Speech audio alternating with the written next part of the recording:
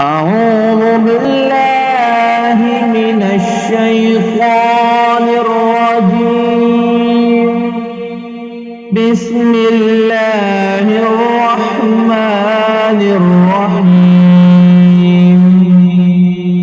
لإيلاف قريش إيلافهم رحلة الشتاء والصيف فليعبدوا رب هذا البيت الذي أطعمهم